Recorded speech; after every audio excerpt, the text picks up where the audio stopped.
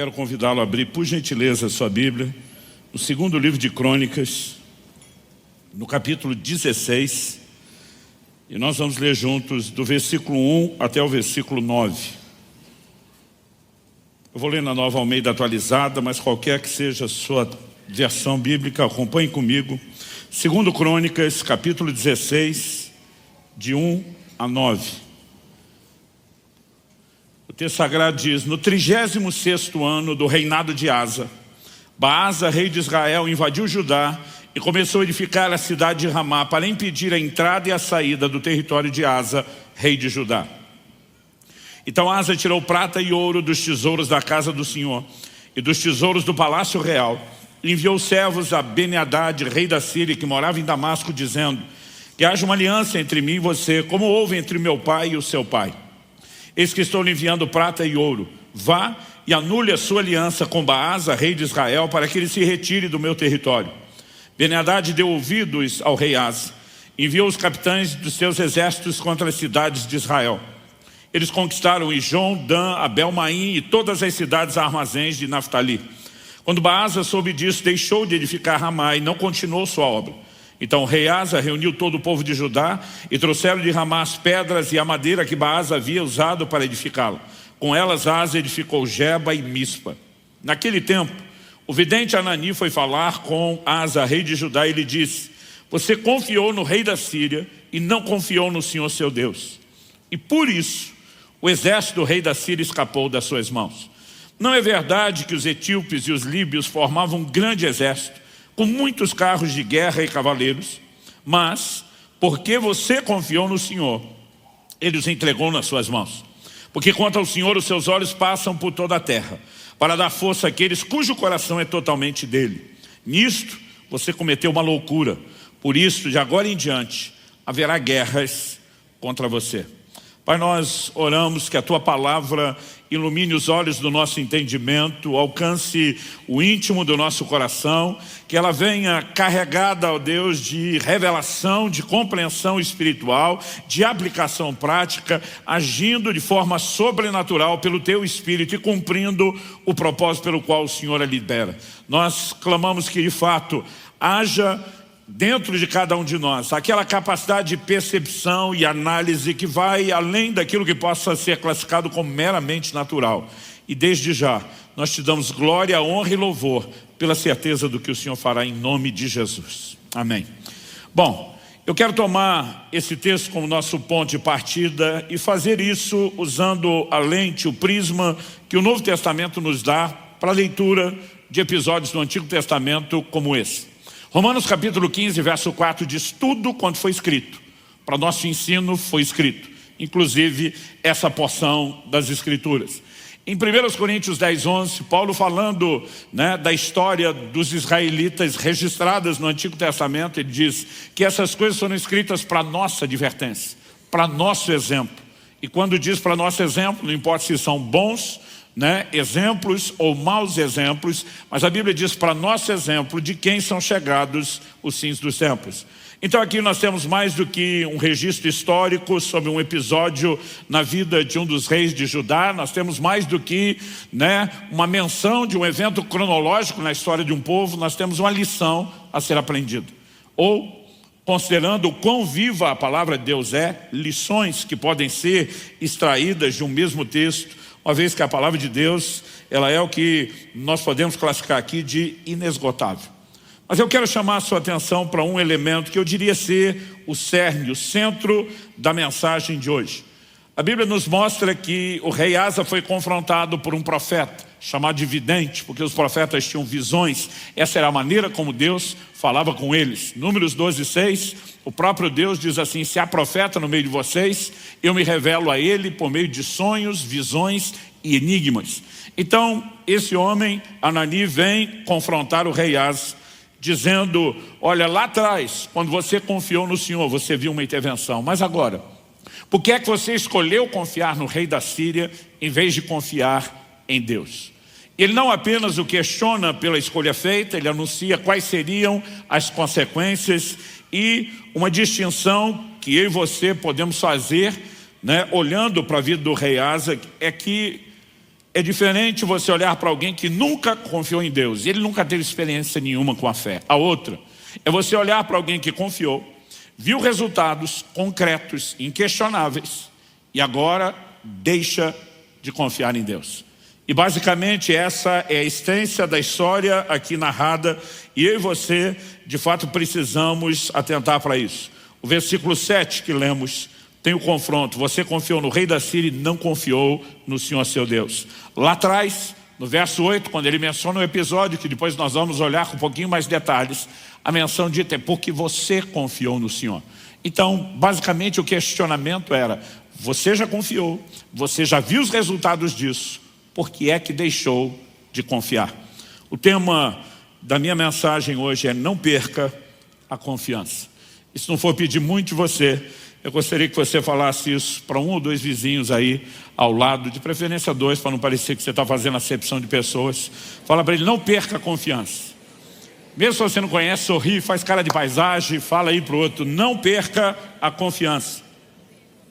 Para que a gente possa entender um pouco melhor essa mensagem bíblica, eu quero começar, em primeiro lugar, construindo o pano de fundo, o que eu vou chamar aqui de o histórico de Asa. Nos dias de Roboão, que era filho de Salomão, portanto neto de Davi, nós temos o início de uma nova fase na narrativa da história dos descendentes de Israel, que é o período chamado ou classificado como reino dividido. Apenas 2 tribos ficam debaixo do governo da linhagem de Davi, que é a tribo de Judá, a qual o próprio Davi pertencia, e Benjamim, os seus vizinhos mais próximos. As outras 10 tribos, das 12 que compunham a nação de Israel, elas se dividem, elas se unem e elas formam um novo reino. Passa a ser chamado de o reino de Israel, né? Reino de Judá e reino de Israel. O que antes era só Israel, agora se subdivide em 2, né? Muitas vezes a maneira de se referir ao reino de Israel, aquele que tinha o maior volume de tribos, era o reino do norte. E a forma de se referir a Judá, o reino do sul. Se a partir desse momento na narrativa bíblica você não atentar para isso, muitas vezes você pode confundir o que está acontecendo. Aqui nós temos um momento específico, onde a nação de Israel, das 10 tribos, está em guerra com a nação de Judá, as outras 2 tribos. O que antes era um só povo, agora um reino dividido, eles estão em guerra. Isso acontece durante o governo, durante o reinado de Asa, que toma uma decisão. Eu preciso resolver o meu problema.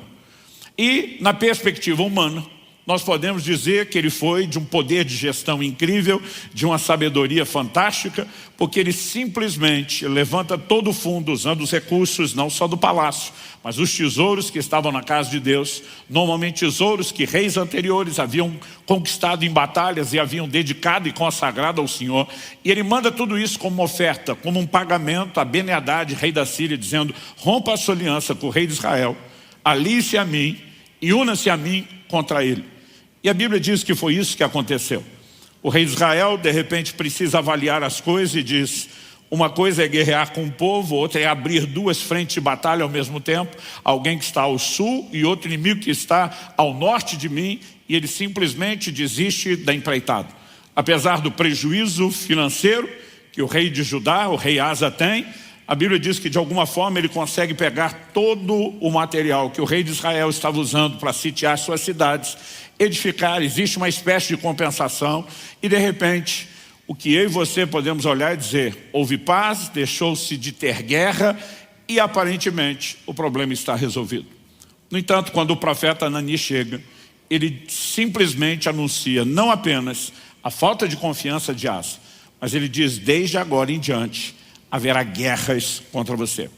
E para que você entenda essa declaração, não dá para deixar de considerar tudo o que acontece na vida do rei Asa.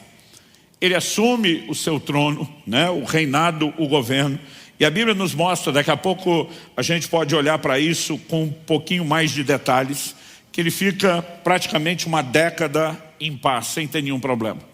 Então, de uma hora para outra surge uma grande ameaça, e essa ameaça que é mencionada no versículo 8 de 2 Crônicas 16, ela está bem descrita em 2 Crônicas capítulo 14, dos versículos 9 até o 13. Se você puder, acompanhe comigo. 2 Crônicas 14, de 9 a 13. A Bíblia faz menção dessa batalha contra os etíopes, no verso 8 do capítulo 16, mas aqui nós temos os detalhes. Zerá o etíope saiu contra eles com um exército de 1 milhão de homens e 300 carros de guerra, e chegou até Maresa. Então Asa saiu contra ele, e eles se prepararam para a batalha no vale de Zefatá, perto de Maresa. Asa clamou ao Senhor, seu Deus, e disse: Senhor, além de ti, não há quem possa socorrer numa batalha entre o poderoso e o fraco. Ajuda-nos, Senhor nosso Deus, porque em ti confiamos e no teu nome viemos contra essa multidão. Senhor, tu és o nosso Deus, que não prevaleça contra ti o homem. Então o texto diz: o Senhor derrotou os etíopes diante de Asa e diante de Judá, e eles fugiram. Asa e o povo que estava com eles perseguiram até Gerá, e os etíopes foram mortos sem restar nenhum sequer, porque foram destroçados diante do Senhor e diante do seu exército, e eles levaram dali muitos despojos. Bom, a ênfase, como vimos, dada lá no capítulo 16, é de que Asa confiou no Senhor. E aqui no verso 11, nós temos a declaração, no verso 11 do capítulo 14, dele declarando: ajuda-nos, Senhor nosso Deus, porque em ti confiamos. Ele simplesmente está diante de uma batalha que humanamente, naturalmente é impossível. Mas a Bíblia diz que ele clamou ao Senhor, seu Deus. Não é apenas o Deus da nação, era o Deus pessoal de Asa, aquele com o qual ele tinha um relacionamento pessoal. E ele declara: não há ninguém que possa interferir numa batalha entre o poderoso, e ele está classificando os etíopes com esse adjetivo, o exército poderoso, e o fraco. E aqui a classificação para o seu próprio exército é a do fraco.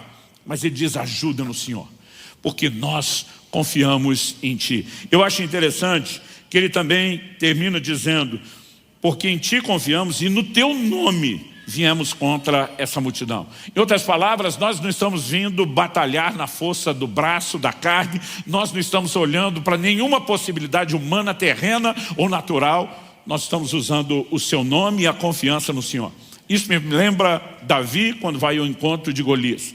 Enquanto os homens de batalha, experientes do exército de Israel, nenhum deles tinha coragem de enfrentar Golias. Nem Saul, rei, que era o maior, falando em termos de estatura, ainda que menor que Golias, aquele que talvez humanamente tivesse uma possibilidade de se sair melhor naquele tipo de combate corporal. Enquanto ninguém queria, Davi simplesmente surge e diz: eu vou enfrentar. A turma olha para ele e diz: você não tem experiência de guerra. Tentaram oferecer uma armadura e diz: esse negócio não funciona, eu não estou habituado. Mas Davi diz: assim como Deus já me livrou do urso e do leão, ele vai me livrar do gigante. Interessante quando ele fala que Deus o livrou do urso e do leão, ele não está dizendo que ele fugiu do urso e do leão, e que precisou, como livramento divino, achar um lugar escondido, apertado, onde as feras não entrassem. Ele vai descrever uma história onde ele partiu para cima do urso e do leão. Ele vai descrever como, na condição de pastor, ele foi arrancar a ovelha da boca dos predadores, e ele menciona, num desses casos, agarrando o bicho pela barba para matá-lo. Ele parte para cima e ele diz: quer saber, não vai ser diferente com Golias. Não só Deus vai me entregar, mas eu vou para cima. E ele vai enfrentar o homem. E quando o Golias está vindo na sua direção e diz: você vem contra mim com espada, com lança, com escudo. Mas Davi diz: eu vou contra você em nome do Senhor dos exércitos, Jeová de Sabaote, o Senhor da guerra. Davi não diz: eu vou contra você com uma funda, ainda que ele tivesse em posse de uma. Ele diz: eu vou contra você em nome do Senhor dos exércitos. E sabe, eu e você precisamos entender isso. Aliás, eu não gosto quando a turma conta a história de Davi e diz: derrubou o gigante com estilingue. Eu digo: gente, chamar aquele negócio de estilingue é desmerecer. A funda também era usada na guerra, né? A capacidade que aquilo tinha de dar pressão, velocidade e até precisão no lançamento da pedra era algo impressionante. Mas Davi está dizendo: a força do golpe, a precisão do golpe não será habilidade que eu desenvolvi, ela será uma intervenção divina. E esse tipo de linguagem revela o que é fé e confiança. E a Bíblia nos mostra que Asa está tratando Deus como seu Deus, está declarando confiança, e o relato bíblico é de que o Senhor derrotou os etíopes diante de Asa e diante de Judá. A Bíblia volta a dizer: eles foram destroçados diante do Senhor e diante do seu exército. Ou seja, o exército de Asa é apenas a ferramenta, é apenas um instrumento. Deus fez algo. E o impacto dessa intervenção divina foi tão grande que a Bíblia nos mostra que durante 25 anos haveria novamente um período de paz. É muito importante que a gente consiga observar isso, porque lá na frente, quando o profeta Anani vem, ele diz para ele: você confiou em Deus e viu intervenção. E ele fala de um princípio, ele fala de uma lei que nós podemos chamar do efeito de causa e consequência. E diz: porque quanto ao Senhor, seus olhos passam por toda a terra. Verso 9 de 2 Crônicas 16, o nosso texto. Quanto ao Senhor, os seus olhos passam por toda a terra para mostrar-se forte para com aqueles cujo coração é totalmente dele. O que significa os olhos do Senhor passam por toda a terra? É uma linguagem figurada, alegórica, para dizer: Deus está procurando pessoas cujo coração seja totalmente dele. Traduzindo, gente que se entregue totalmente, que confie plenamente. Ele está dizendo: para com esses Deus vai se mostrar forte. Ou seja, não vai mostrar a sua força, o seu poder para todo mundo. E eu posso te garantir, isso é um princípio espiritual. E ainda hoje a gente pode dizer que os olhos do Senhor estão sobre esse auditório, procurando onde estão aqueles cujo coração será totalmente meu, porque é para com esses que Deus mostra a sua força. Então nós temos declarações nesse texto inicial que lemos de causa e consequência. Por exemplo, quando no verso 7 se fala de ter confiado no rei da Síria e não no Senhor, a mensagem de Anani é: por isso o rei da Síria, ou, leias, o exército do rei da Síria escapou das suas mãos. O que é que Deus está dizendo? Ele está dizendo que você arrumou um novo aliado para se livrar de um inimigo. Mas preste atenção, seu novo aliado futuramente será o seu inimigo. E o livramento que você teria o crédito de receber, tanto de um como de outro, se confiasse em mim, acabou de ir embora.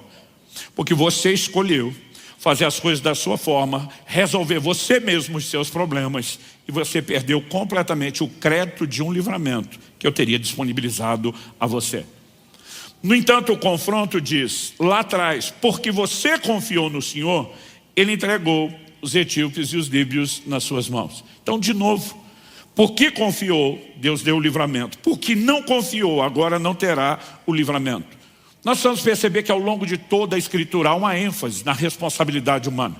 Há uma ênfase na interação necessária entre o homem e Deus para que ele viva as ações e as intervenções do Senhor. E quando falamos de confiança, há sempre, ao introduzir o assunto da fé, da crença em Deus, da confiança, não importa o sinônimo que a gente use para classificar o assunto confiança que nós estamos falando, há sempre dois aspectos que precisam ser levados em questão. Um deles diz respeito àquilo que é eterno. A consumação plena da nossa salvação com resultados eternos. Então, em 1 de Pedro, no capítulo 1, no verso 9, a Bíblia diz: a fim de que alcanceis, para que alcanceis o fim. Algumas traduções dizem o objetivo final da vossa fé, a salvação das vossas almas. Eu e você cremos, em essência, para a nossa plena e eterna salvação. Você pode dizer amém? Agora, isso não significa que a mesma fé que nos levará a resultados eternos, ao benefício dessa plena salvação, que ela não produza manifestações e intervenções de Deus aqui e agora, diante de necessidades que temos também nessa vida terrena. Quando você olha para as Escrituras, não dá para negar esse outro aspecto da fé. Então, em 1 de João, no capítulo 5, o apóstolo, ele declara que todo aquele que é nascido de Deus, isso deve incluir a mim e a você, todo aquele que é nascido de Deus vence o mundo. Ele diz: e essa é a vitória que vence o mundo, a nossa fé. Ou seja, enquanto caminhamos em direção à nossa plena e eterna salvação, nós teremos adversidades, nós enfrentaremos resistências, nós teremos problemas, chame do jeito que você quiser, e eles precisam ser vencidos nessa caminhada terrena, e a forma de vencê-los é usando a mesma fé que nos leva à salvação eterna. Então, particularmente, eu não gosto quando vejo determinadas igrejas e pregadores dando ênfase à fé, quase como se ela fosse só para melhorar a nossa vida terrena e não tivesse um impacto eterno. Paulo diz em 1 Coríntios 15, se é só para essa vida que esperamos em Cristo, nós somos de todos os homens os mais dignos de lástima. Outra tradução diz os mais infelizes. Então nós não podemos apenas definir a fé como algo que resolve conflitos, adversidades momentâneas e nos esquecer daquilo que é eterno. Mas aí nós temos outro grupo, às vezes zeloso de não perder a essência da mensagem da fé e do seu objetivo de plena e eterna salvação. E eles parecem também fazer uma outra dicotomia, uma outra divisão e sinalizar que a fé só vai ter resultado eterno e que não há intervenções a serem vividas agora. E a gente não pode olhar para isso e concordar e dizer que apenas a gente simplesmente se sujeita a tudo aquilo que se levantar, que não há como confiar em Deus para nenhuma intervenção aqui, porque nós só estamos esperando uma salvação eterna. Essa mensagem também não é bíblica. É lógico, se formos comparar os dois aspectos, aquilo que é eterno tem mais peso do que aquilo que é passageiro. O apóstolo Paulo ilustra isso escrevendo a Timóteo. Ele diz, o exercício físico tem pouco proveito, mas a piedade para tudo é proveitosa. Ele não está dizendo que o exercício não tinha proveito, mas ele diz tem pouco proveito, mas a piedade para tudo é proveitosa. Por quê? Ele diz tem a promessa dessa vida e da que há de vir. Traduzindo, o exercício melhora a sua qualidade de vida aqui e só, não produz resultados eternos. A piedade abençoa você aqui e produz resultados eternos. Ele não está falando para escolher entre um e outro. Ele mostra que você pode usar os dois, mas obviamente ele está dizendo existe algo que tem um peso maior, porque suas consequências são eternas. Quando falamos desses dois aspectos da fé, nós não estamos falando de fés diferentes. É a mesma fé, no mesmo Deus, fundamentado na mesma palavra e promessas, e que tem áreas de atuação que são complementares, não são divergentes. Então eu e você ao longo da caminhada teremos adversidades, teremos circunstâncias difíceis e precisamos aprender a confiar no Senhor se queremos ver o sobrenatural de Deus, se queremos ver manifestações do poder de Deus e suas intervenções milagrosas.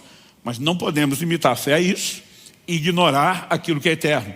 Mas considerar o que é eterno não precisa significar ignorar o mover de Deus enquanto caminhamos. Com essa visão clara de que a fé, a confiança é abrangente, eu e você precisamos entender o quê? Que a confiança, e essa é a história de Asa, a confiança pode ser perdida. E é algo que eu quero repetir aqui algumas vezes, pior do que nunca ter confiado em Deus.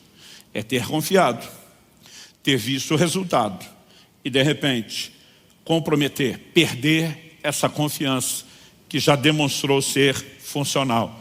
Então olhando para a vida de Asa, a gente percebe como ele começa. 2 Crônicas capítulo 14 verso 1 diz assim, Abias morreu e eles o sepultaram na cidade de Davi e Asa seu filho reinou em seu lugar. Nos dias dele a terra esteve em paz durante 10 anos.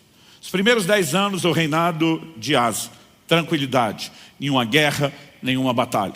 Então surge essa situação da qual nós já lemos, onde os etíopes se levantam com um exército que seria impossível de vencer, não houvesse aquela intervenção de Deus. Depois da vitória contra os etíopes, a Bíblia fala de mais 25 anos de paz. Segundo Crônicas 15, 19 diz, não houve guerra até o 35º ano do reinado de Asa. Então, Asa assume o trono, 10 anos de paz. A batalha contra os etíopes com o livramento de Deus. E agora, isso significa que nós estamos no ano 10º. Até o ano 35º, nós temos 25 anos de paz. Ou seja, nos primeiros 35 anos do seu reinado, ele teve uma situação de guerra e ainda com intervenção de Deus. Agora surge o problema com Baasa, rei de Israel. E é nesse momento que surge o problema com Baasa, que nós vemos ele simplesmente não consultando a Deus, não buscando ao Senhor, não orando, né? Ele simplesmente age como quem está comunicando a seguinte mensagem, eu me resolvo, eu me garanto, eu dou meus pulos, eu consigo sair dessa, quase como quem diz para Deus, dessa vez eu não preciso de você. E é evidente que ele perdeu a sua confiança, em primeiro lugar, pela própria mensagem do profeta que está dizendo antes, você confiou e viu o livramento. Agora você escolheu não confiar e os resultados estão aí, porque só se vê a força e o poder de Deus quando o nosso coração é totalmente dele. Mas há outros relatos que mostram que esse homem perdeu a confiança. A gente leu do verso 1 ao 9 de 2 Crônicas 16 e o verso 10 nos mostra qual foi a atitude de Asa com o profeta Anani. A Bíblia diz, porém, Asa se indignou contra o profeta e o lançou na prisão, porque estava enfurecido contra ele por causa disso. Na mesma ocasião, Asa oprimiu alguns do povo. Então a questão não é ser confrontado. A questão é o que você faz com o confronto.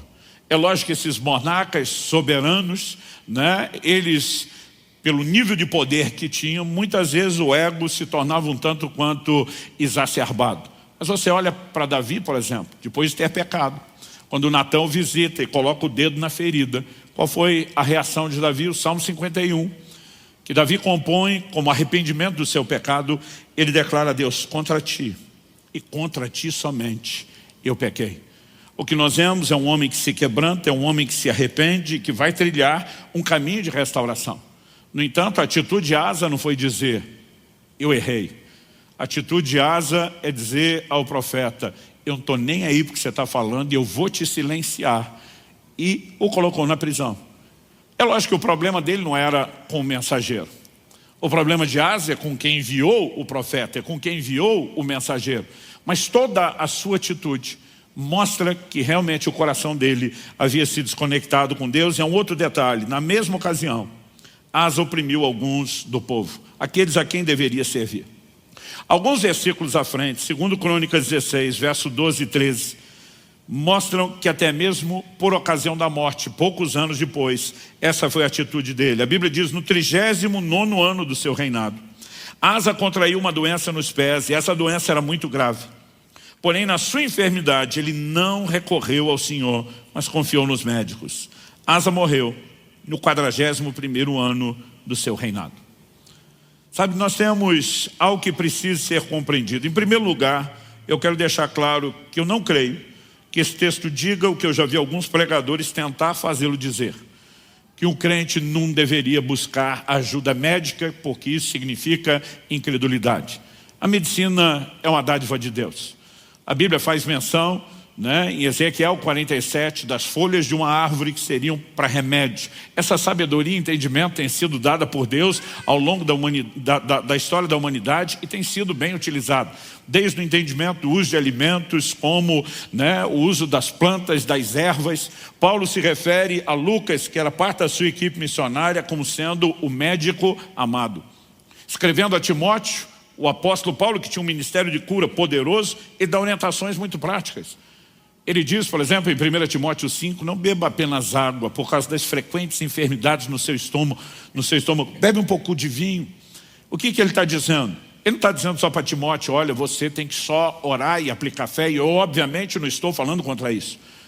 Estou apenas deixando claro que a Bíblia não espiritualiza tudo. E há questões naturais com as quais eu e você teremos que lidar. Por exemplo, o Salmo 127 diz: se o Senhor não guardar a cidade, em vão vigia a sentinela. Deus não está dizendo que não pode ter sentinela. Deus não está dizendo que não deveríamos se preocupar com esse tipo de segurança. Ele apenas está dizendo que se nós confiarmos apenas na sentinela e não no que ele pode oferecer, nós teremos um problema, porque não teremos segurança completa. A mesma mensagem é dada por meio de Paulo na carta a Timóteo, quando no capítulo 6, dos versos 17 a 19, Paulo diz assim: exorta os ricos desse mundo que não confiem na instabilidade das riquezas, mas em Deus. A questão não é que é errado você ter recursos. A questão não é que é errado você fazer um pé de meia, você ser previdente. A sabedoria divina nos mostra isso quando José, no Egito, diz para Faraó: aproveita os anos das vacas gordas de prosperidade, estoca, provisiona, para que você possa enfrentar o momento da necessidade. O problema é quando existe uma confiança que é depositada nas riquezas, em vez de ser depositada em Deus. Interessante que Paulo diz assim: não confie na instabilidade das riquezas. Sabe o que ele está dizendo? Mesmo aquilo que você acha que é o seu pé de meia, aquilo que você se organizou a ponto de dizer dentro de você: eu me garanto, você pode ser surpreendido, as circunstâncias podem mudar, a economia mundial pode virar da noite para o dia, e daqui a pouco você vai descobrir que isso não é tão estável quanto você achava que era.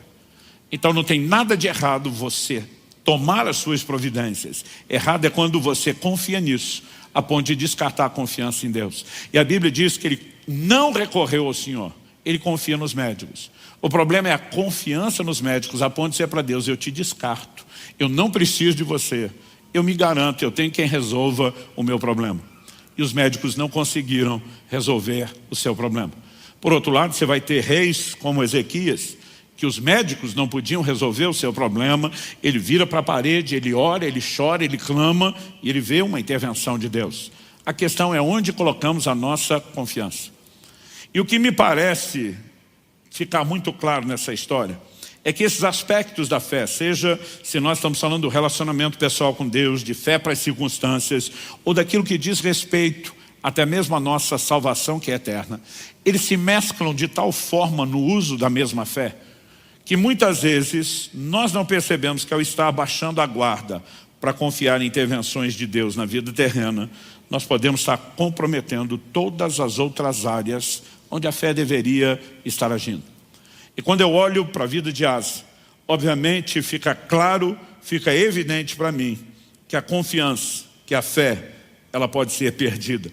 Quando eu olho para o que aconteceu, eu não creio que o rei foi castigado, entre aspas, porque deixou de confiar em Deus. Então Deus, de uma forma birrenta, rancorosa, diz: agora você vai ver, agora eu vou para cima de você.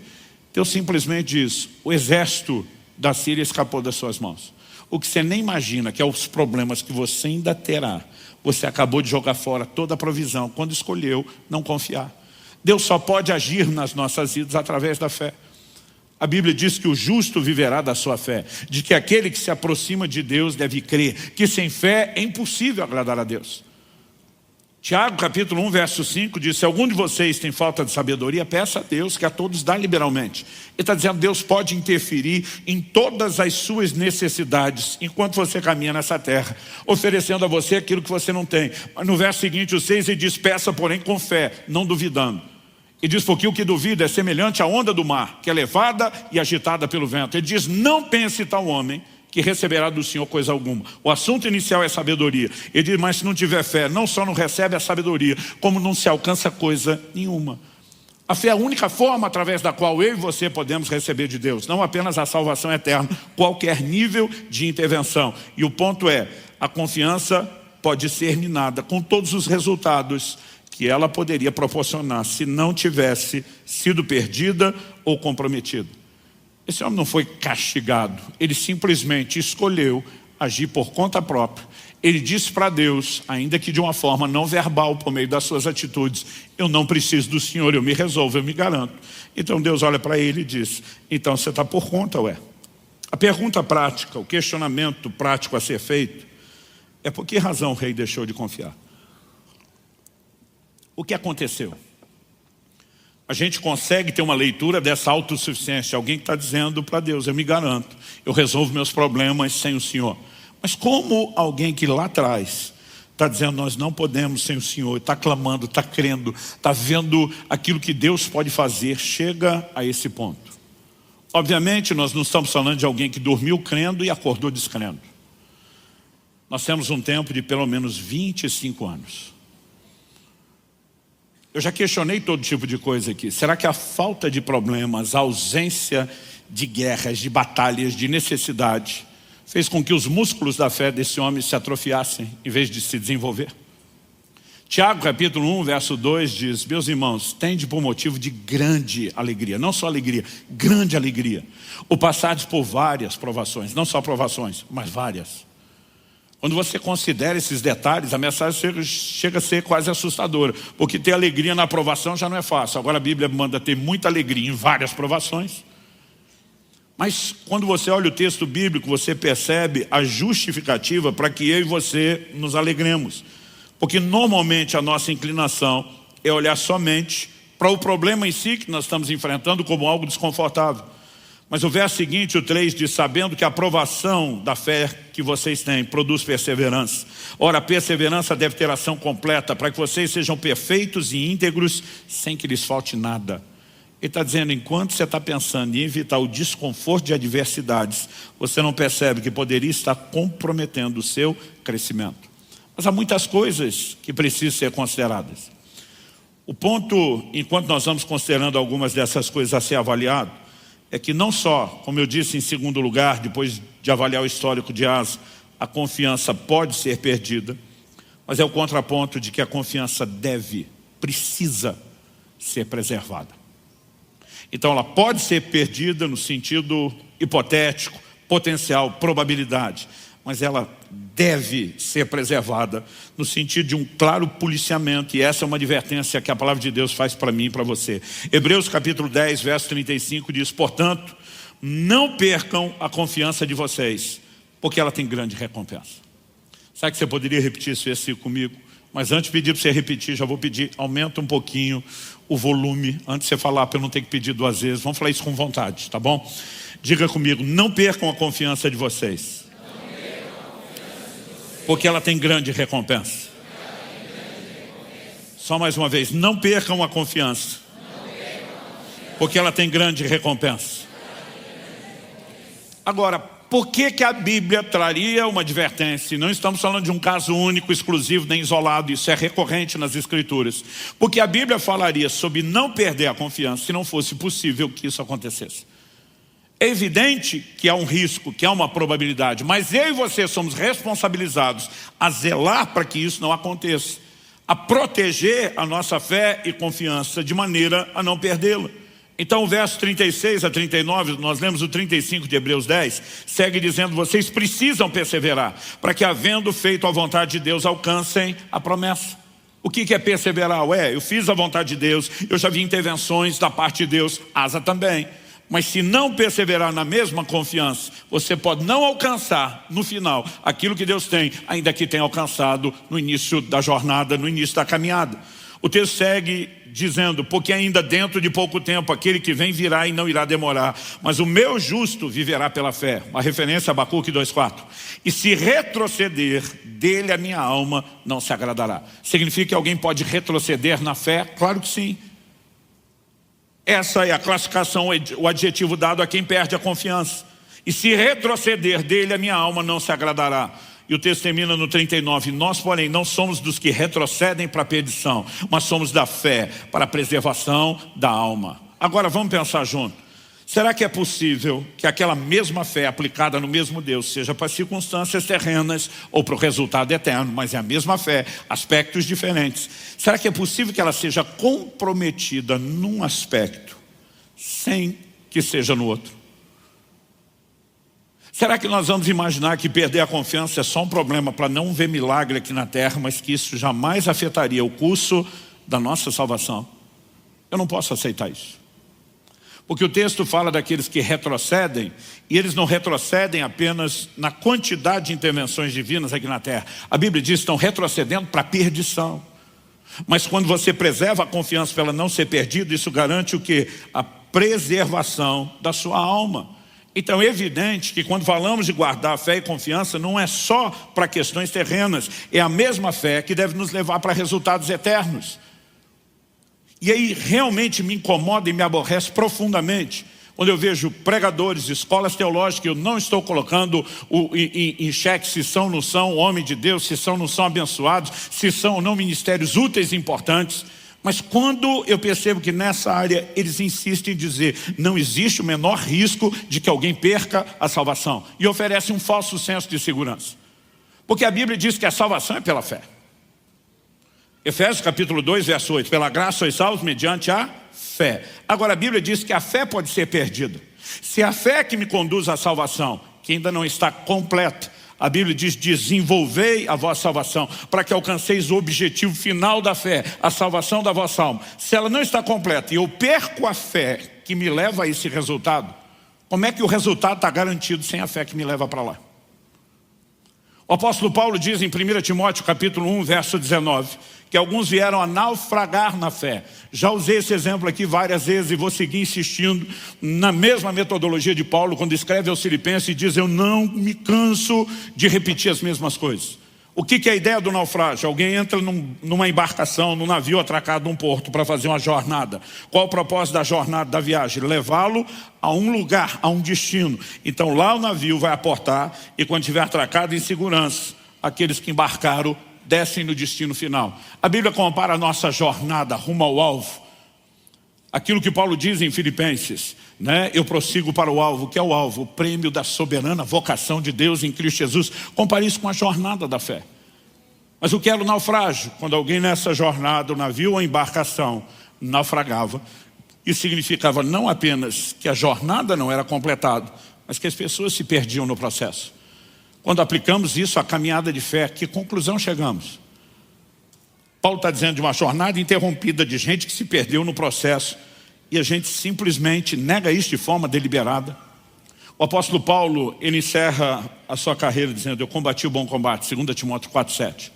Combati o bom combate, encerrei a carreira, guardei a fé. Se a fé não pudesse ser perdida, não haveria motivo para ele levantar e orgulhosamente não no sentido mal, dizer: eu guardei, minha confiança nunca se perdeu. Aliás, não haveria nem necessidade de guardar, se a fé não se perde. Então eu e você temos responsabilidade em guardar a fé. E no exercício dessa responsabilidade, a pergunta a ser feita é: como se perde a confiança no meio do processo? E questionar isso não é porque a gente queira perder, é porque conhecendo o processo é mais fácil evitá-lo. Como eu disse no caso de Asa, não foi da noite para o dia. E acredite, com a maioria de nós não é assim. Eu vi anos atrás uma frase que fez muito sentido. Alguém disse assim: o homem de Deus não cai, ele vai caindo. É sempre um processo, é sempre gradual. E nós precisamos entender que há algumas coisas que podem evitar esse processo. Entender que ele pode acontecer, decidir vigiar, entender a nossa responsabilidade em nos resguardar, é parte do processo. Mas há coisas que eu e você não podemos ignorar no ensino bíblico. E uma delas é conservar o senso de dependência de Deus continuamente. Para que a gente não chegue ao ponto de Asa, de olhar para Deus e dizer: eu te descarto, eu me garanto, eu sou autossuficiente. É possível que alguém chegue a esse ponto? Claro que é. E as advertências bíblicas mostram isso. Em Deuteronômio 8, quando Deus está falando a respeito do momento em que eles entrariam na terra prometida, o Senhor diz assim: mas depois que vocês tiverem comido, depois tiverem fartos, depois tiverem construído casas, depois tiverem prosperado, não se esqueçam do Senhor seu Deus. Quando ele fala de esquecer, ele não está falando de uma amnésia absoluta, que alguém acorda e diz: quem é Deus? Não lembro desse ser e dessa criatura. Não é isso. Assim como quando o Senhor Jesus instituiu a ceia, que nós vamos celebrar daqui a pouco, ele diz: façam isso em memória de mim. O que é em memória? Recordação, ato e lembrança. O Senhor Jesus também não estava acreditando ou insinuando que eu e você acordaríamos uma manhã e a gente não lembraria mais quem é ele nem o que ele fez. Ele não está falando de perder a consciência, mas ele está falando de quando a consciência perde a sua força. Então, é necessário mantê-la viva, é necessário mantê-la acesa. Como fazemos isso? O texto de Deuteronômio 8 que eu citei, diz assim nos versos 17 e 18: portanto não pensem, a minha força e o poder do meu braço me conseguiram essas riquezas. Pelo contrário, lembrem-se do Senhor seu Deus, porque é Ele quem lhes dá força para conseguir riquezas, para confirmar sua aliança, que sob juramento prometeu aos pais de vocês, como hoje se vê. Deus está dizendo: quando os resultados chegarem, quando vocês tiverem crescido, quando tiverem prosperado, não se achem. Não olhe para vocês dizendo: meu braço me garantiu. Lembrem que foi o Senhor. Quando a Bíblia diz: em tudo dai graças, é um chamado para que o tempo todo a gente reconheça o que Ele tem feito por nós. Em João 15,5, Jesus disse: sem mim nada podeis fazer. Paulo em 1 Coríntios 15:10 faz uma afirmação ousada. Alguns classificariam de abusada. Ele diz: eu trabalhei mais do que todos os apóstolos.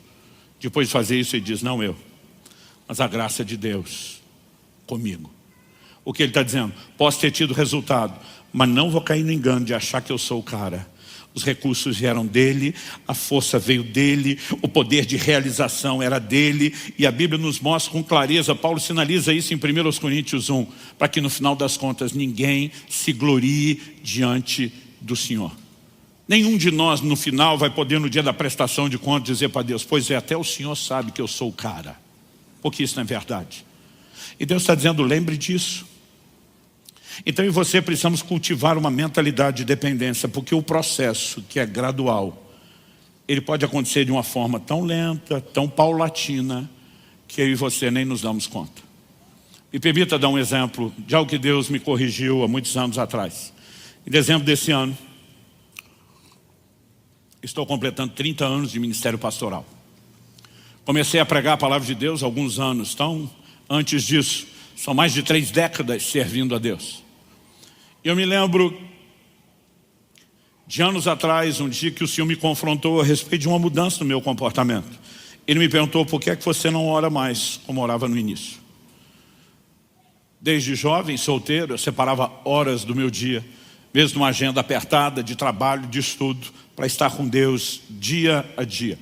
Raramente iria ministrar em qualquer lugar sem ter investido um bom tempo de oração, de jejum, buscando a Deus.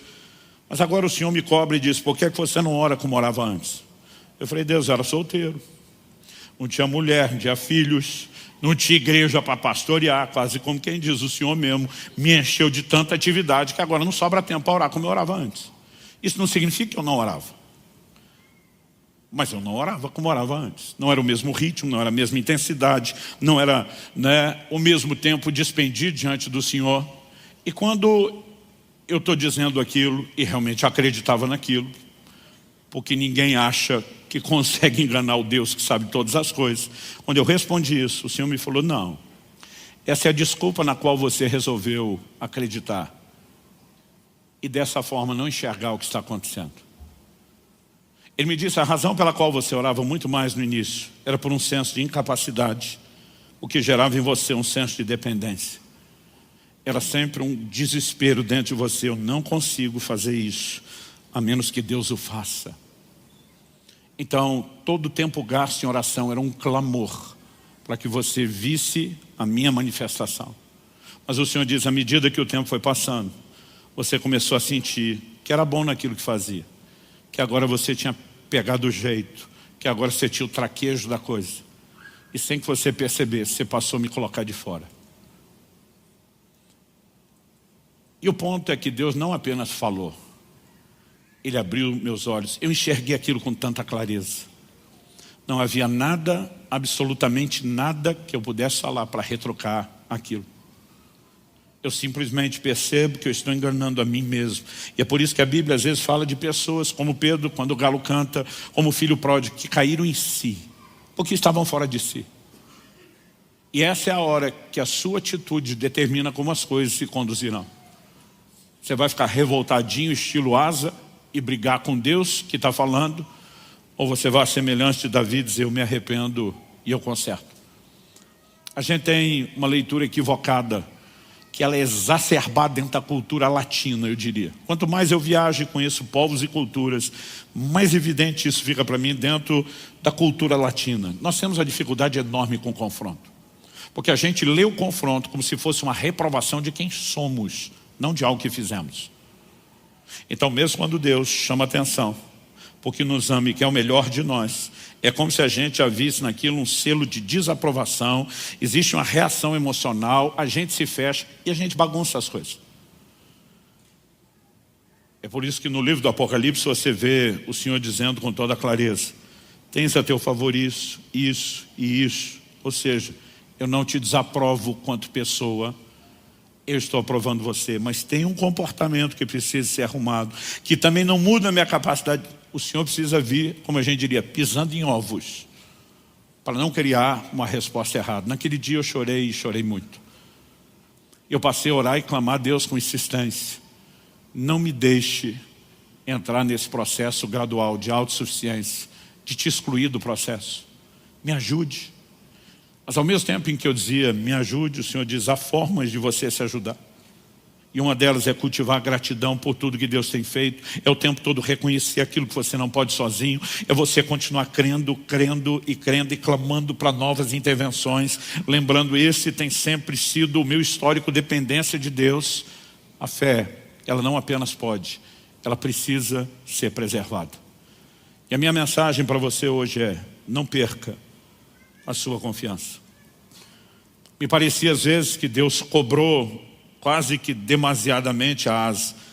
Mas como foi dito em Lucas 12:48, aquele a quem muito foi dado, muito lhe será exigido. Quanto mais nós vemos e experimentamos o que Deus tem, maior será o nível de cobrança. E Asa viu o que Deus podia fazer. Ele não tinha o menor direito de escolher parar de confiar. Eu vou repetir mais uma vez o que eu anunciei e ficaria repetindo. Pior do que nunca ter confiado em Deus é alguém tê-lo feito, provado resultados, então abandonar a confiança. Eu termino lendo a você a advertência de Hebreus capítulo 3, de 12 a 14. Tenham cuidado, irmãos, para que nenhum de vocês tenha um coração mau e descrente, que o leve a se afastar do Deus vivo. O verso 12 traz uma advertência que é generalizada. Temos que ter cuidado para que não haja um coração mau e descrente. Outra tradução diz um perverso coração de incredulidade. O que ele faz? Nos leva a se afastar do Deus vivo. Como que alguém se aproxima? Hebreus 11 diz, aquele que se aproxima de Deus deve crer. Nós nos aproximamos por fé. Só pode afastar quem já aproximou primeiro. Como que se afasta? Incredulidade, o oposto da fé. Verso seguinte diz, pelo contrário, o que é o contrário de se afastar? Permanecer próximo, colado, juntinho, ou na linguagem do bom mineiro do interior, agarrado nele. E diz, pelo contrário, animem uns aos outros todos os dias, durante o tempo que se chama hoje, a fim de que nenhum de vocês seja endurecido pelo engano do pecado. Porque temos nos tornado participantes de Cristo se, e aqui o condicional é claro, se de fato guardarmos firme até o fim a confiança que desde o princípio tivemos. Se ela não for comprometida, então os resultados eternos também serão preservados, e não só as intervenções de Deus na nossa jornada terrena. Que o Senhor nos ajude a perceber o quão sério isso é, abraçar sua mensagem amorosa que valoriza cada um de nós e o relacionamento que Ele quer ter conosco, e que a gente seja cuidadoso no exercício da nossa responsabilidade de permanecer interagindo com Ele em nome de Jesus. Feche seus olhos. Pai, nós oramos que a Tua palavra produza resultados não apenas aqui e agora, mas mesmo depois dessa reunião. Nós oramos que aquilo que o Senhor começou não apenas continue, mas cresça, progrida, se desenvolva, e que a Tua palavra, como o Senhor disse por boca do profeta Isaías, cumpra o propósito pelo qual tem sido enviada. Agradecemos a expressão do Seu amor, Sua advertência, Sua instrução, a orientação, a exortação para preservarmos a fé e a confiança. E queremos Te dar a devida resposta, clamando graça e favor sobre cada um, para que a resposta seja não apenas aquilo que diremos, aquilo que sentiremos ou pensaremos apenas nesse momento de culto e de ceia, mas o que faremos com isso logo depois. Nós oramos em nome de Jesus. Amém. Bom, vamos passar agora para a ministração da palavra. Na semana passada eu compartilhei aqui uma mensagem intitulada Revelação Transformadora. Trabalhamos a ideia e o conceito na mensagem que Isaías nos transmite da experiência que ele tem. Isaías capítulo 6, dos versículos 1 a 8, nos fala de Isaías tendo uma revelação da santidade de Deus sendo proclamada, né? Seres angelicais à volta do templo proclamando santo, santo, santo é o Senhor dos exércitos, e mostramos que essa revelação da santidade de Deus é algo importantíssimo e necessário para cada um de nós. Mas olhamos para a vida do profeta e vimos o contraste que isso produziu, no sentido de levá-lo também a reconhecer não só a santidade de Deus, mas a falta de santidade na sua própria vida.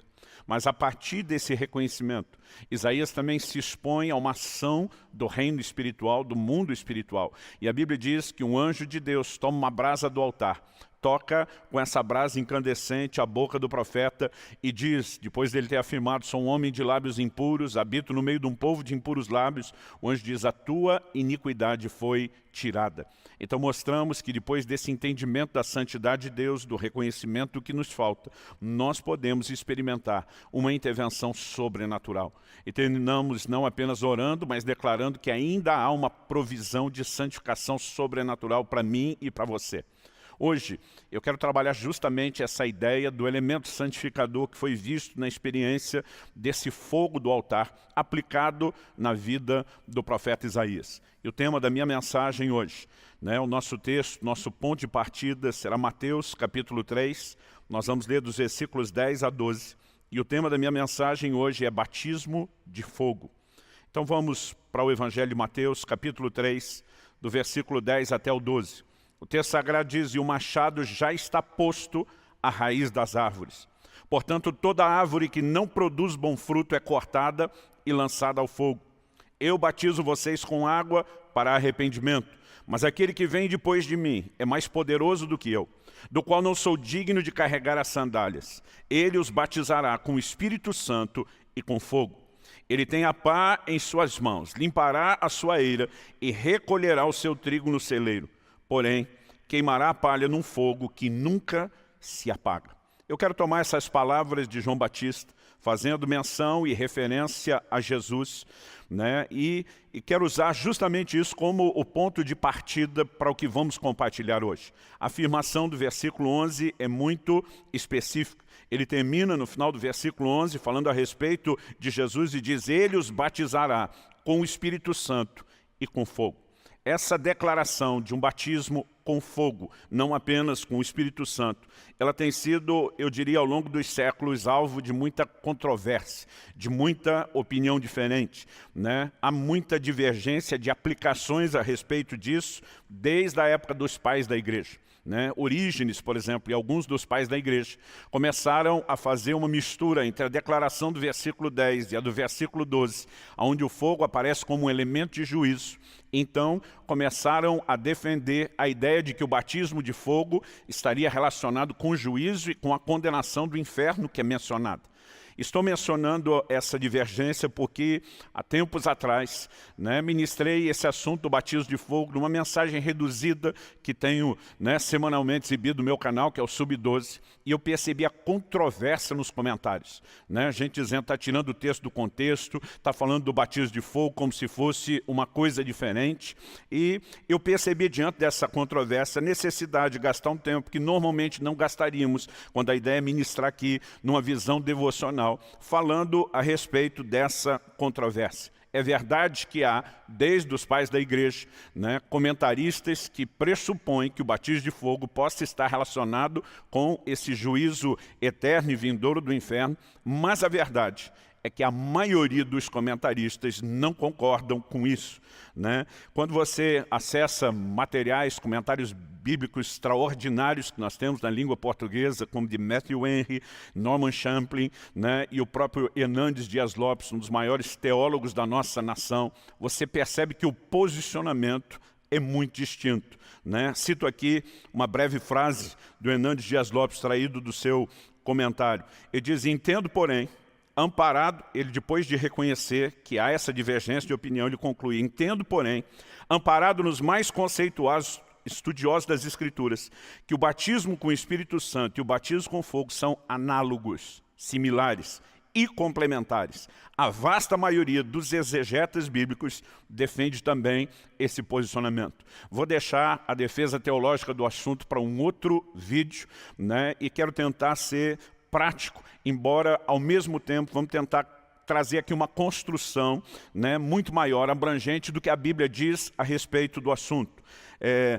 Alguns dos argumentos a favor do batismo, né, de fogo não sendo a condenação do inferno, que para mim são muito simples e podem ser apresentados aqui nessa introdução, é o seguinte: ambas são ações apresentadas ao mesmo grupo. João Batista está dizendo: ele vos batizará com o Espírito Santo e com fogo. Então, ele está se dirigindo a um grupo e dizendo: esse mesmo grupo que será batizado com o Espírito Santo será batizado com fogo. Se o batismo de fogo é uma condenação ao inferno, então quem é batizado no Espírito Santo está destinado a ir para o inferno. Não há como você separar o argumento de que ele está apresentando as duas coisas ao mesmo grupo de pessoas. Agora, quando você pega, além do versículo 11, a menção do batismo de fogo, e você inclui aqui os versículos 10 e 12, eu fiz questão de ler, né, isso junto, você percebe que há um grupo para quem um outro tipo de fogo, um fogo de juízo e não um fogo de purificação, está destinado. Uma segunda coisa a ser entendida é que ao longo das Escrituras, batismo não tem conotação negativa.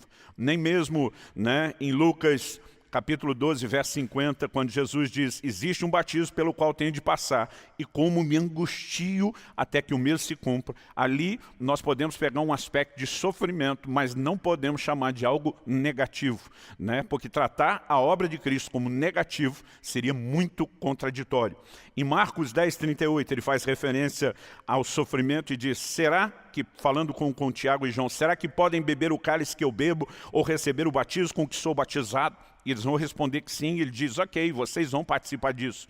Novamente, nós temos uma conotação de sofrimento. Vemos que um desses dois, Tiago, passa pelo martírio, mas ao longo das Escrituras não podemos tratar disso como algo negativo, como por exemplo o inferno, que é uma condenação eterna, incluindo o fato de que Jesus está dizendo: vocês vão participar do meu batismo. Então, não há base bíblica alguma para para tomar uma ideia como essa do batismo de fogo e mere simplesmente tentar aplicar ao inferno.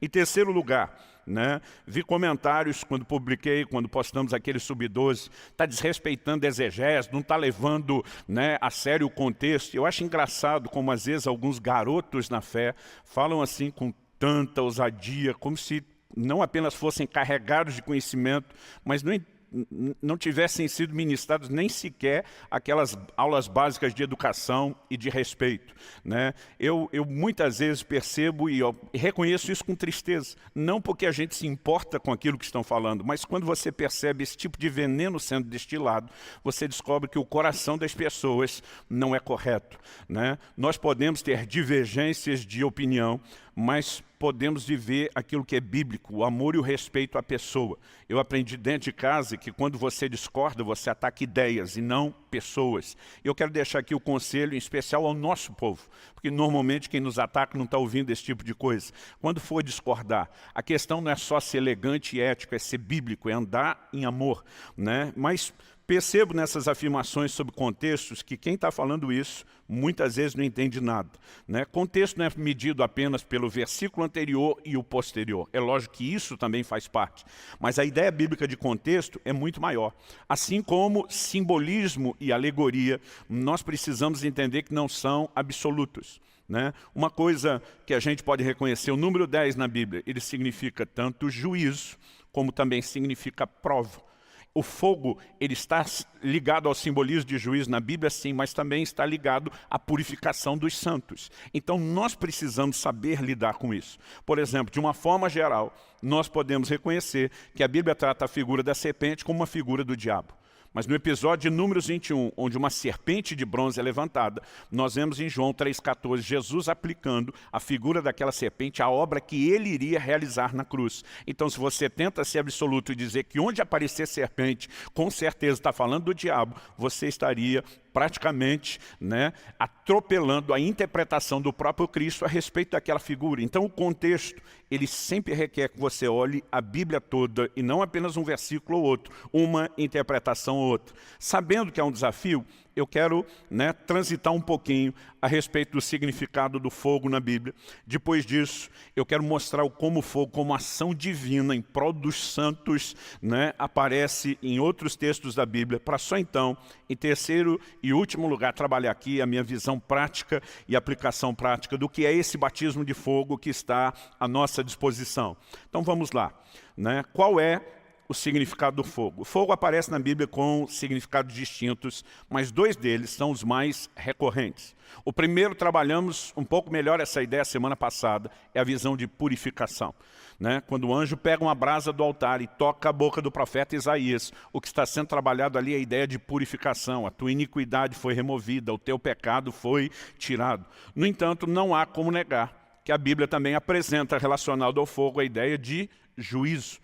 Então, a razão pela qual muitas vezes as pessoas se dividem é porque nesse texto de Mateus estamos vendo a presença do fogo e estamos vendo as duas figuras ligadas ao fogo, que é tanto purificação como juízo. A única coisa que precisamos ao entender esses dois elementos é olhar e entender quando a Bíblia está falando de um e quando a Bíblia está falando de outro. Por exemplo, no livro do Apocalipse, no capítulo 1 e no versículo 14, nós temos uma menção específica a respeito da revelação que João tem de Jesus, e ele faz a seguinte afirmação, né?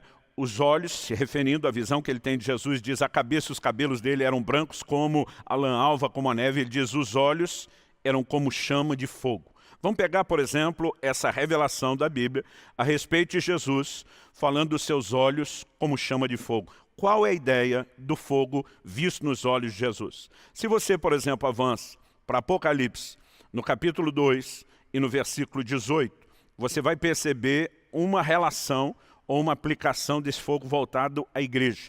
Ele está tratando com a igreja, né? E ele diz, ao anjo da igreja em Tiatira, escreva, uma orientação que o anjo enviado pelo próprio Jesus dá a João. Essas coisas diz o Filho de Deus, que tem os olhos como chama de fogo.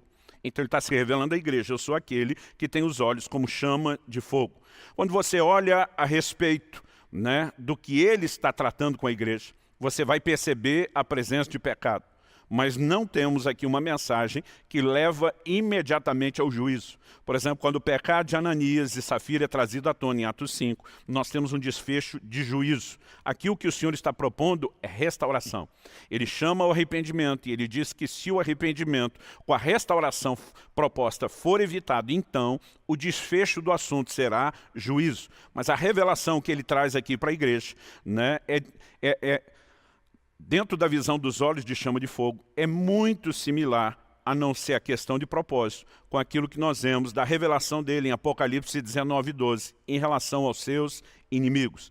Em Apocalipse, no capítulo 19, no versículo 12, nós já temos menção do retorno do Senhor, né, de como ele vai tomar vingança contra os seus inimigos. E aqui, quando a Bíblia apresenta o Senhor Jesus, né, o verso 3 diz, está vestido com manto encharcado de sangue, seu nome é verbo de Deus, sabemos que está falando de Jesus.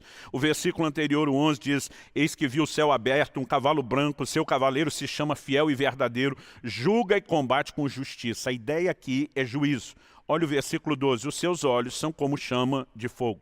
Em outras palavras, a mesma revelação dos olhos de fogo para a igreja, que tem a ver com a purificação do pecado, é a revelação onde, voltado para os ímpios, tem a ver com juízo. Nós precisamos entender dentro do fogo esses dois aspectos, né, e o como eles podem ter significado diferentes para grupos diferentes. Por exemplo, em Zacarias capítulo 2, versículo 5, a Bíblia diz, eu, Senhor, serei um muro de fogo à vossa volta. Para quem ele está falando isso? Para o seu povo.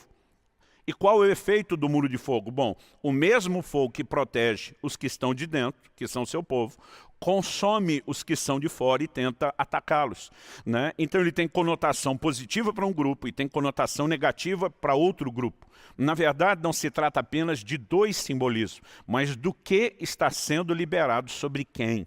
Então, é muito importante que a gente entenda isso. Quando Abraão está diante de Deus intercedendo por Sodoma e Gomorra, ele diz, o Senhor vai julgar o justo com o ímpio. Deus não trata esses dois grupos da mesma forma. Paulo, em 2 Tessalonicenses, fala que Deus vai trazer juízo àqueles que nos perseguem, que nos atribulam, mas para nós ele vai trazer alívio. Então é importante que a gente consiga entender essa forma e a maneira de Deus lidar com cada grupo. Se João Batista está dizendo, ele vos batizará no Espírito Santo, o mesmo grupo, e com fogo, nós não podemos mero e simplesmente dizer não. Para um grupo é uma coisa, para outro grupo é outra. O batismo de fogo aqui é uma experiência positiva, né, análoga, complementar à ação e ao batismo do Espírito Santo, e há um juízo de fogo reservado àqueles que não se permitem ser trabalhados por essa misericórdia, por essa graça transformadora que Deus está oferecendo. Se a gente for estabelecer um paralelo nas Escrituras sobre a aplicação de cada um dos dois, né, eu queria mencionar aqui textos onde o fogo aparece ligado à purificação, mas quero mencionar também textos onde o fogo aparece ligado ao juízo. Porque se é para construir contexto, então não vamos falar só do versículo anterior e posterior, vamos estabelecer a macrovisão bíblica.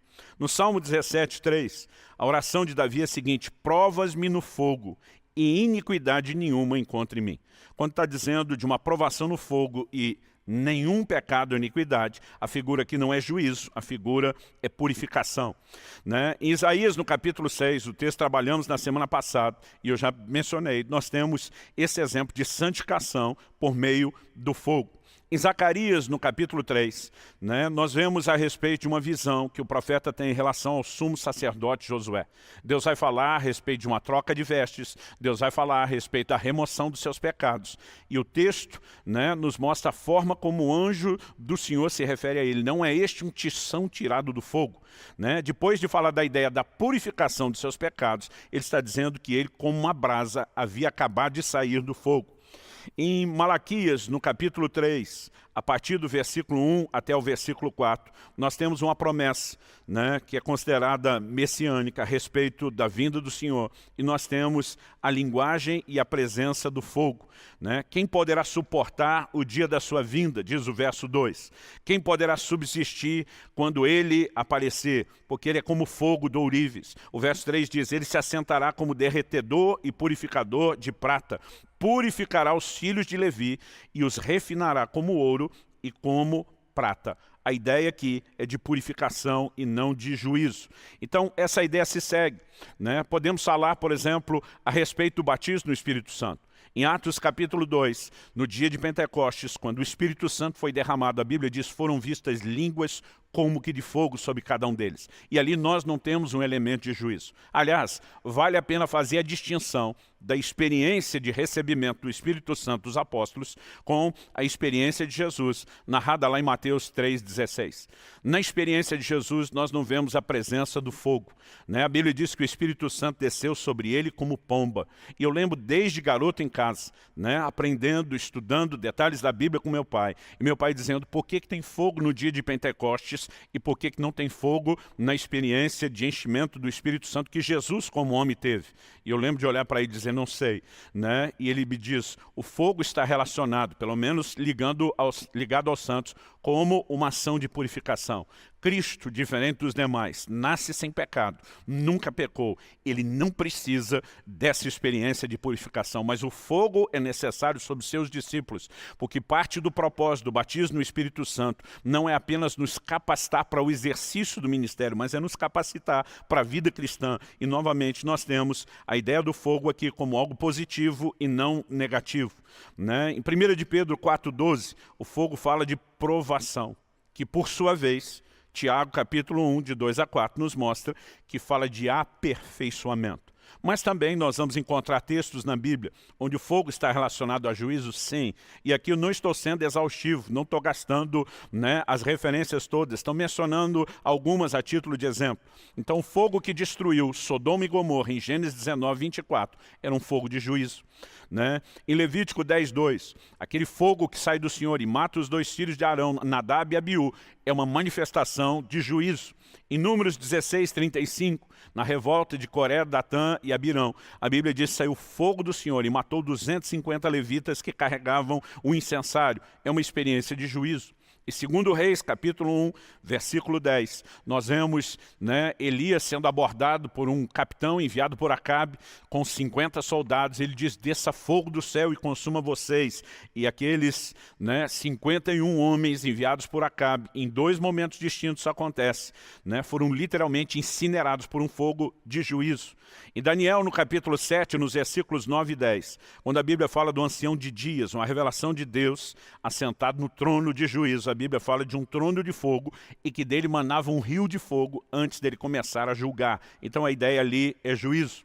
Amós capítulo 7, versículo 4 diz, o Senhor chamou o fogo para exercer a sua justiça. Aqui é juízo, né? E podemos citar inúmeras referências bíblicas ligadas a um inferno que também é de fogo. Além desse texto de Mateus 3 que nós lemos, Mateus 5, 22, Mateus 13, 40, Mateus 18, 8, Mateus 25, 41, Marcos 9, 43, isso se estende até o Apocalipse, Apocalipse 14, 10, Apocalipse 20, 15, Apocalipse 21, 8, e aqui nós temos juízo. Então a pergunta é, fogo na Bíblia tipifica purificação ou juízo? Os dois. Dependendo o momento, dependendo o contexto, nós conseguimos entender qual é a sua obra. Agora, sempre que falamos da relação da pessoa do Espírito Santo com o fogo, e falando do Espírito Santo que vem para converter o pecador, para convencê-lo do pecado, da justiça e do juízo, do mesmo Espírito Santo que está presente no novo nascimento, Tito 3,5 fala do lavar, da regeneração,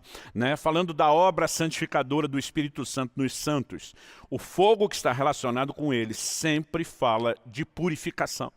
Então, quando a Bíblia está falando, ele vos batizará com o Espírito Santo e com fogo, nós precisamos entender que o fogo é um dos símbolos da obra e da ação do Espírito Santo. E, nesse sentido, precisa ser visto como uma figura de purificação. Então, olhamos, por exemplo, para o Velho Testamento, que está carregado de simbologia. A palavra de Deus diz que a lei não tem a imagem exata das coisas, mas a sombra dos bens vindouros, né? Olhamos, por exemplo, para o tabernáculo e o autor de Hebreus fala de verdadeiras alegorias estabelecidas ali, que projetam as verdades da casa de Deus que vivemos hoje em relação à igreja. E o que podemos perceber, né? No tabernáculo levantado por Moisés, havia, por instrução de Deus, um candelabro. Era uma peça de ouro puro batido com 7 lâmpadas que deveriam permanecer acesas o tempo todo. Há várias relações na Bíblia entre a figura do candelabro e a pessoa, a obra do Espírito Santo. Além de destacarmos que é aquele que traz luz e calor para a casa de Deus, né? Em Zacarias capítulo 4, verso 6, o Senhor pergunta ao profeta: o que é que você vê? Ele diz: eu vejo um candelabro de ouro. O Senhor diz: viste bem, não por força nem por violência, mas pelo meu Espírito. Há uma relação direta entre o candelabro e a figura do Espírito Santo. E ao longo da Bíblia ela se sustenta. Então, por exemplo, em Apocalipse, no capítulo 4 e no versículo 5, a Bíblia diz o seguinte: diante do trono estavam acesas 7 tochas de fogo, que são os 7 Espíritos de Deus, né? A mesma Bíblia, que em Efésios 4 vai dizer que há um só Espírito, fala de 7 tochas acesas, ou dos 7 Espíritos de Deus. Isso não é visto como se o Espírito Santo se multiplicasse ou desdobrasse em 7 pessoas, mas fala de aspectos da sua obra, do seu trabalho. É um candelabro, são 7 chamas. E é interessante que esse candelabro tinha que ser mantido aceso continuamente. Quando chega no Novo Testamento, 1 Tessalonicenses 5,19 diz: não apagueis o Espírito. Está dizendo que da mesma forma como o candelabro tinha que ser mantido continuamente aceso, aquela chama acesa, nós também não podemos apagar o Espírito. Além de ser uma referência à figura do candelabro, também nos mostra que a obra do Espírito Santo é comparada mais uma vez com fogo. Ele precisa ser mantido aceso. Então, a pergunta, né, prática é: como fazer a aplicação correta do significado? Pelo contexto abrangente, pelo todo da Bíblia.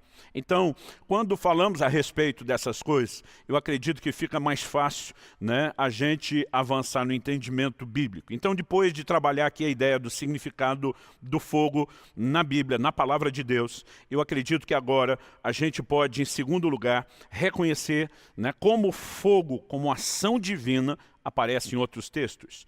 Então, vamos lá. Em Gênesis, no capítulo 15, e no versículo 17, a Bíblia diz que Abraão viu um fogo andando entre as partes do sacrifício que ele iria oferecer no momento em que Deus se manifesta para estabelecer com ele uma aliança.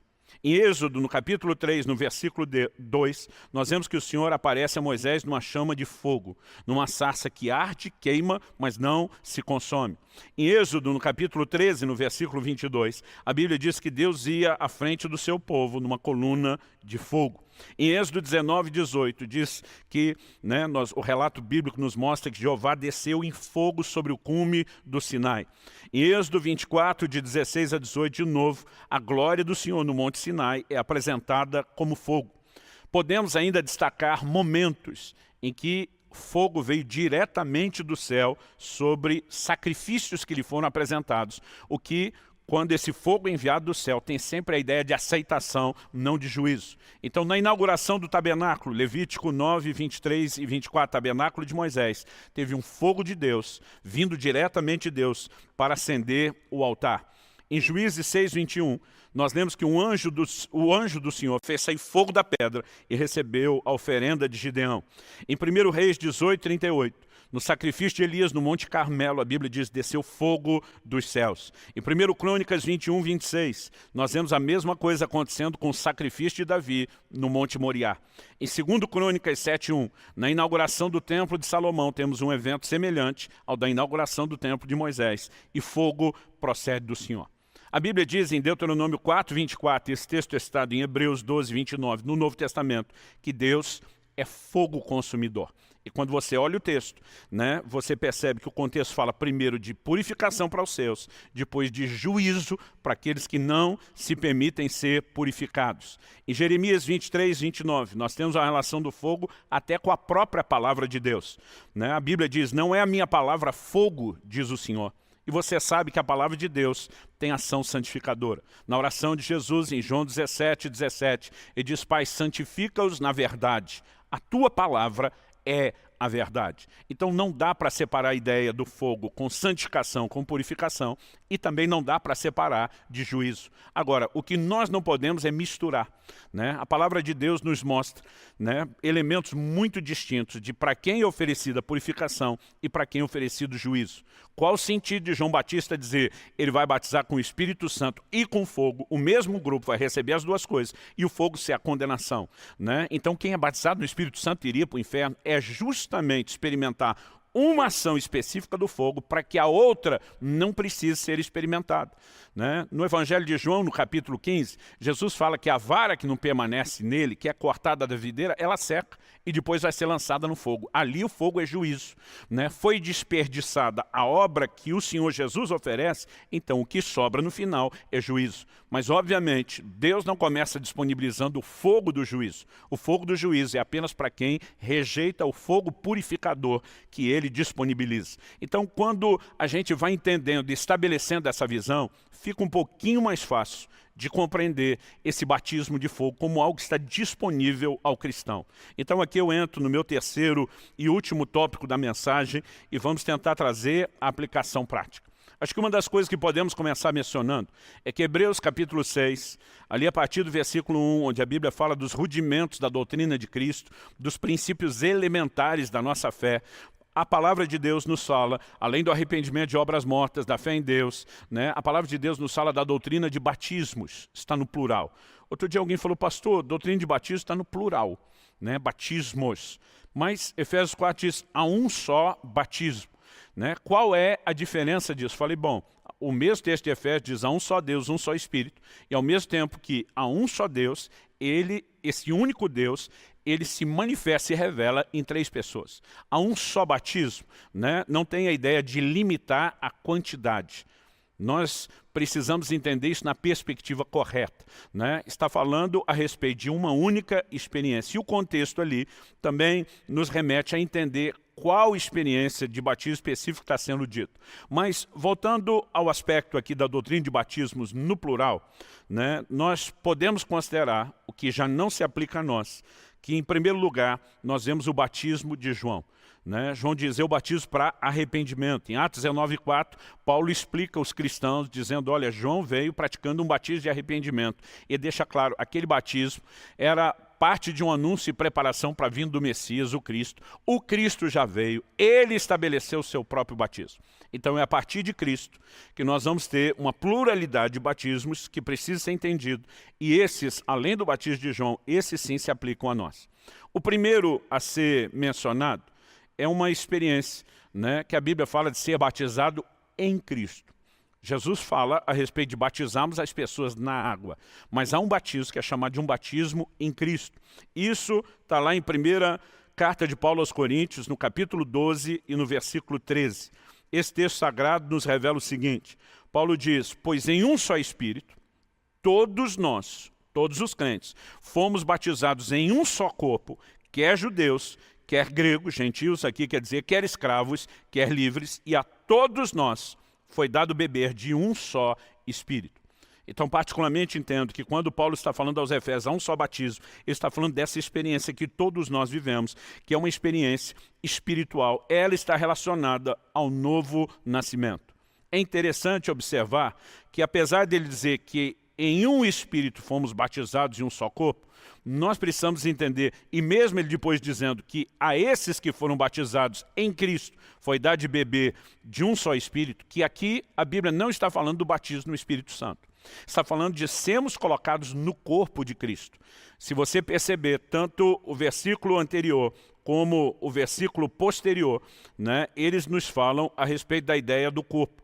O versículo 12, o versículo 14, ele está construindo aqui a ideia de que nós somos um corpo. A soma dos membros compõe um corpo, mas que cada um de nós individualmente é membro do corpo de Cristo. Então, como nos tornamos parte do corpo? Nós somos colocados para dentro de.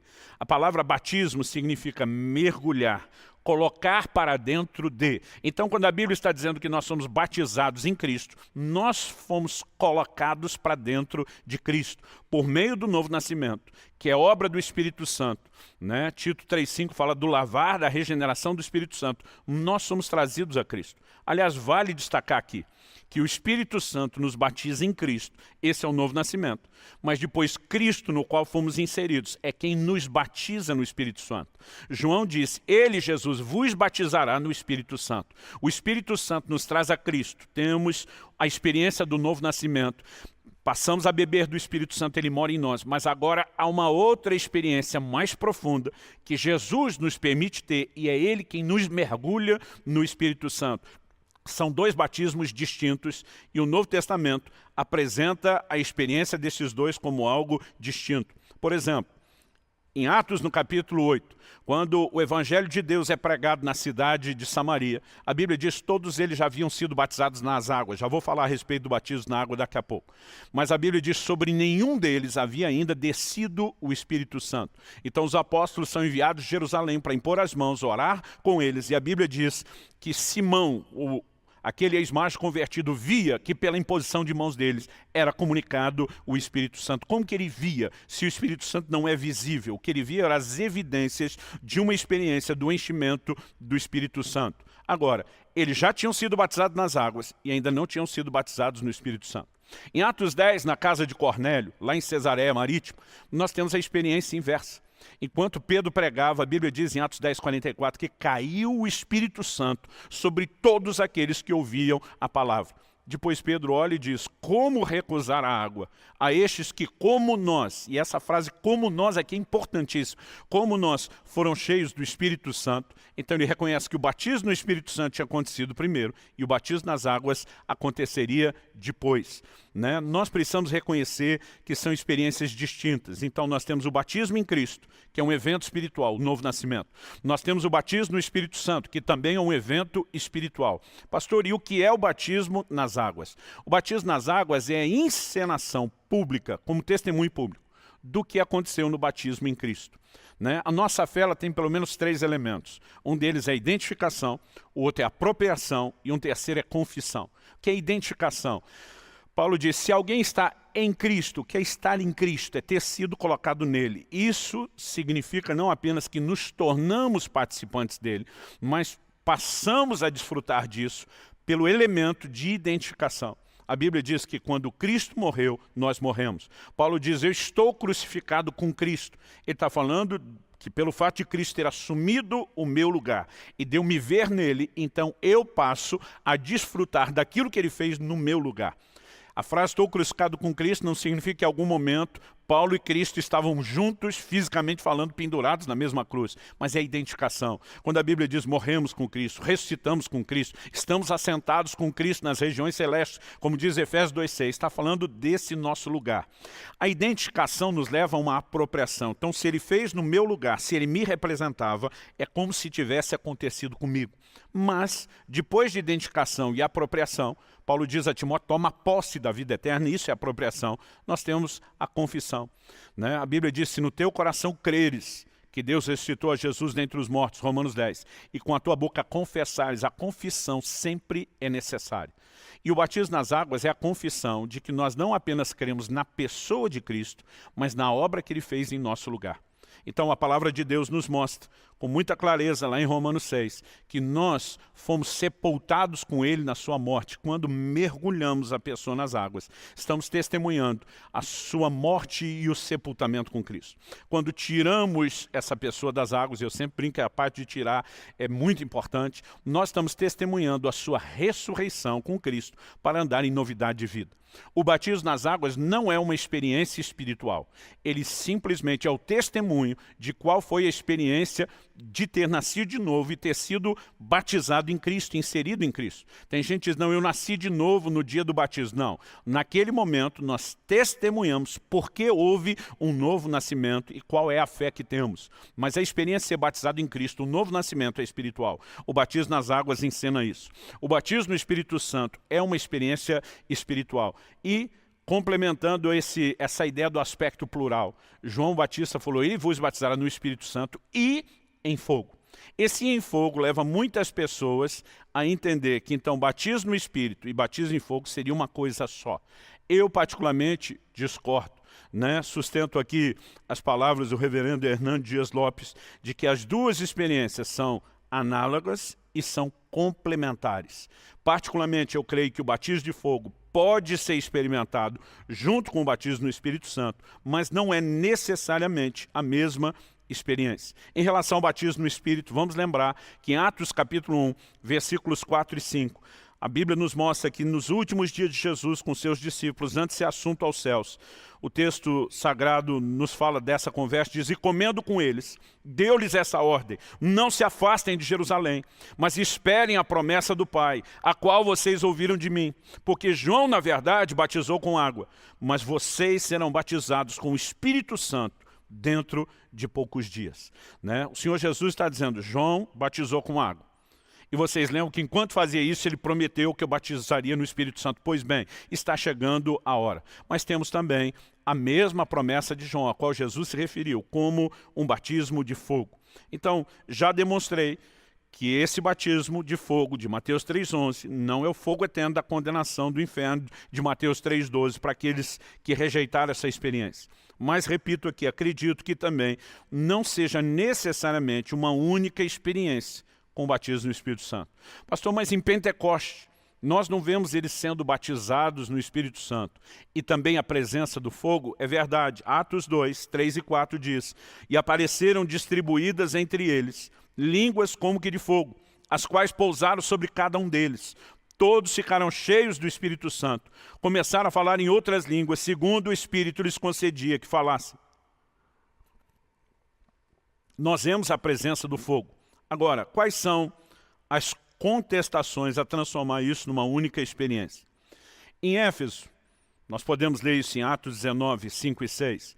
Nós vemos que o batismo nas águas, que Paulo pratica para com aqueles discípulos, e o batismo no Espírito Santo se deu de forma conjunta. As duas experiências foram vividas ali de forma conjunta. Eu particularmente acho lindo quando isso acontece, né? Já tive experiência várias vezes de batizar alguém em nome do Senhor Jesus e quando a gente tira a pessoa da água, ela já sai cheia do Espírito Santo, falando em outras línguas. É lindo quando essas duas experiências acontecem juntos.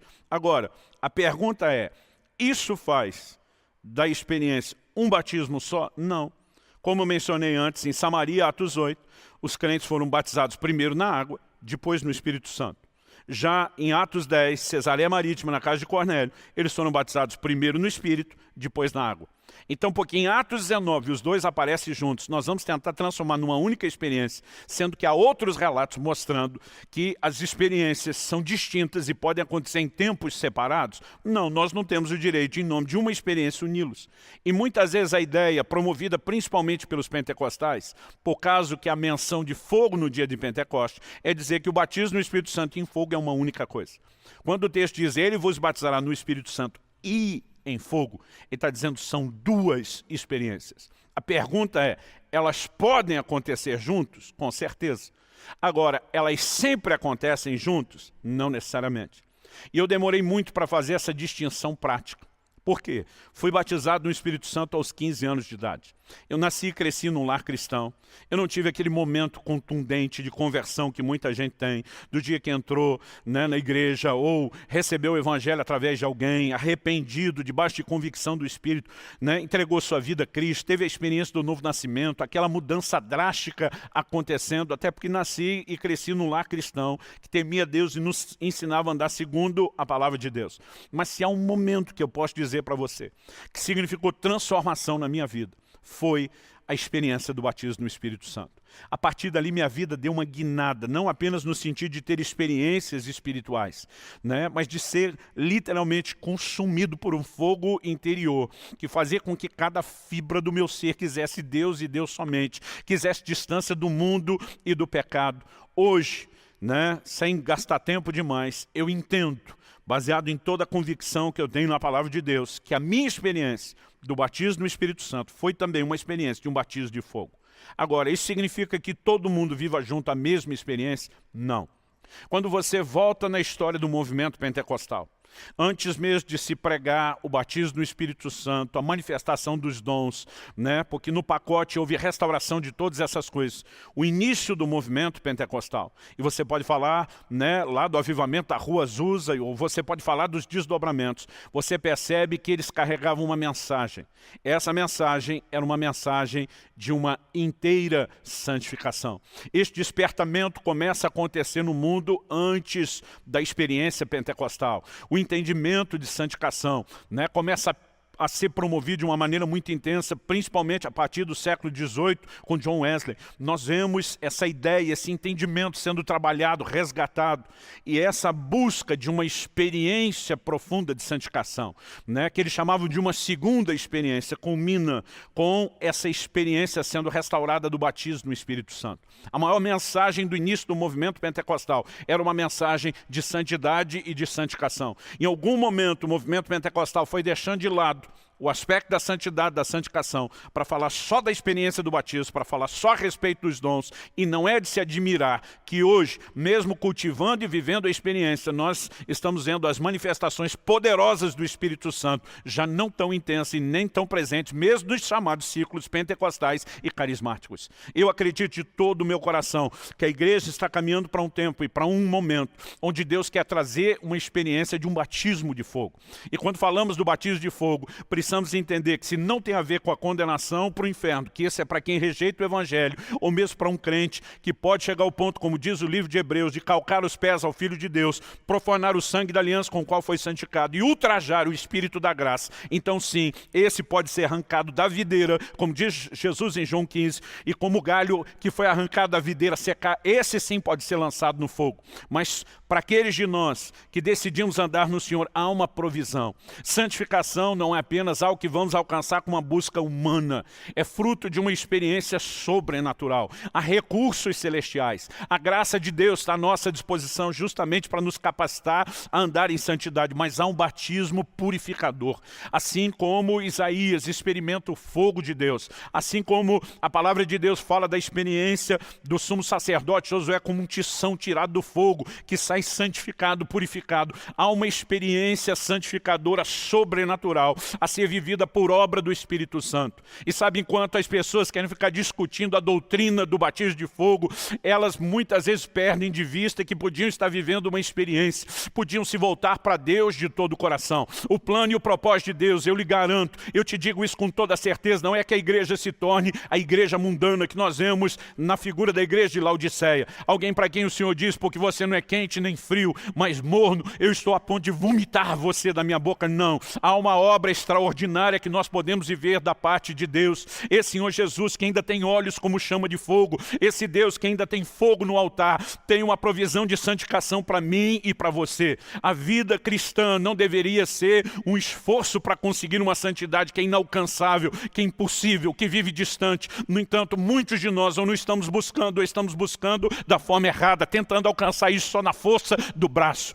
Quando olhamos para as Escrituras, nós vemos que durante todo o tempo da lei o homem jamais pôde por si mesmo viver obediência a Deus. Quando entendemos a obra do Novo Testamento, não dá para ignorar a importância da ação do Espírito Santo nessa obra santificadora. Romanos 8:26 diz que o Espírito nos ajuda na nossa fraqueza. Se você olhar o contexto todo, Romanos 8, é vencer a fraqueza da carne, é ser governado pela nova natureza, e isso não é possível sem a ajuda do Espírito Santo. Agora, muitas vezes, nós não nos permitimos nem entender o que é vida no Espírito, nem o que é liderança do Espírito, e não usamos esse recurso sobrenatural. Eu quero te dizer, é um batismo de fogo, e quer você entenda ele de forma correta ou não, quer você acredite ou não, me ouça com atenção. Há um sopro de Deus, há um movimento no reino do Espírito de restauração para a igreja, e Deus vai restaurar a experiência do batismo de fogo, mas ela deve ser entendida no sentido de uma necessidade. Ela precisa ser buscada não apenas no sentido de fé, mas de uma atitude de confiança, de dependência de Deus, e acredite, ela pode ser experimentada.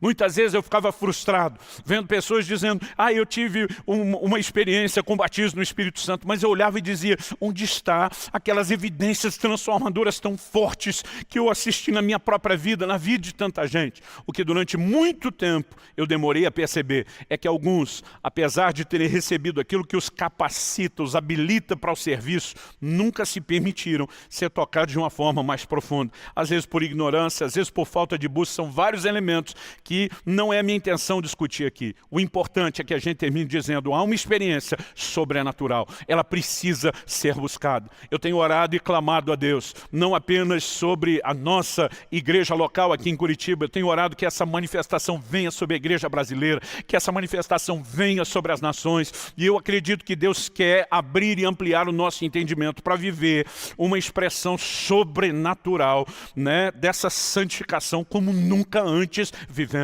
Olhamos nas Escrituras e vemos pessoas, né, como Daniel e os seus amigos, que no seu coração decidiram não se contaminar, que se posicionaram para Deus e estavam muitas vezes dependendo apenas de uma decisão e um esforço, e já viviam o socorro de Deus como Isaías vivenciou. Mas nós temos uma promessa, nós temos uma provisão na pessoa do Espírito Santo, e a pergunta é: por que não usá-la? Por que não buscá-la? Eu quero te encorajar hoje, né, a simplesmente sair desse culto, não apenas com entendimento, bom, então existe um batismo de fogo, ele é purificador, mas a se permitir desejar e a buscar isso. Na verdade, eu gostaria que nós pudéssemos terminar com um momento de oração. Embora essa experiência possa acontecer em qualquer outro momento que não seja o final dessa reunião, a pergunta é: por que não acreditar que ela pode ser vivida ou experimentada agora? Você que está nos acompanhando nesse momento de transmissão online, você que talvez vai estar assistindo esse vídeo depois, numa versão gravada, nesse momento o Espírito de Deus pode te tocar e fazer algo diferenciado. Há uma experiência a ser vivida diante dele, que muda completamente a nossa estrutura, onde cada fibra do nosso ser começa a entender a santidade, começa a compreender a falta dela, a importância de conectar-se com Deus para receber algo dele. E eu quero te encorajar, é possível viver isso, é possível, não por nós mesmos, não na nossa força, mas está à nossa disposição. Então, por que não acreditar, por que não clamar, por que não buscar com perseverança e dedicação até que se manifeste? Vamos começar essa busca exatamente agora. Eu sei que há pessoas acompanhando essa mensagem que se afastaram do Senhor Jesus e estão precisando de reconciliação. O interessante é que enquanto você ouve essa mensagem, eu tenho certeza que o Espírito Santo está trazendo convencimento interior para que você se arrependa. E eu tenho certeza que o que você sente nesse momento não é condenação. É o chamar de Deus dizendo: volta. Você pode receber esse fogo purificador nesse exato momento. E a sua vida pode dar uma guinada extraordinária. Você pode experimentar essa reconciliação. E não apenas o perdão do que você fez de errado. Uma completa purificação que vai te capacitar a voltar com firmeza para o Senhor. Você pode viver isso agora. Talvez você esteja ouvindo essa mensagem e diga: eu nem crente sou. Eu posso ter uma experiência com o Espírito Santo também, de acordo com a Bíblia, sim. Em Atos, no capítulo 10, quando Pedro estava pregando na casa de Cornélio, ele falava para pessoas que, como você, está com o coração aberto para ouvir a palavra de Deus, mas ainda não tinham uma experiência. E a Bíblia diz que eles foram cheios do Espírito Santo. Você pode, nesse momento, invocar o nome de Jesus, a salvação que Ele oferece. Você pode arrepender-se não apenas dos pecados como atos da sua natureza pecaminosa e dizer: eu quero viver a transformação que o Senhor tem, e o poder de Deus vai te tocar aí agora, onde você está. E a verdade é que mesmo aqueles que já entregaram a vida a Jesus e que não estão desviados, precisando de reconciliação, podem experimentar uma santificação num nível distinto que nunca experimentaram. Então não importa qual é a sua necessidade, eu quero te encorajar a orar e clamar a Deus. Eu quero fazer uma oração primeiro, mas depois os músicos vão estar ministrando e você não precisa necessariamente cantar com eles. É lógico que mesmo enquanto você canta e adora, o Espírito Santo pode fazer algo, mas você também pode aproveitar esse momento para orar e clamar a Deus.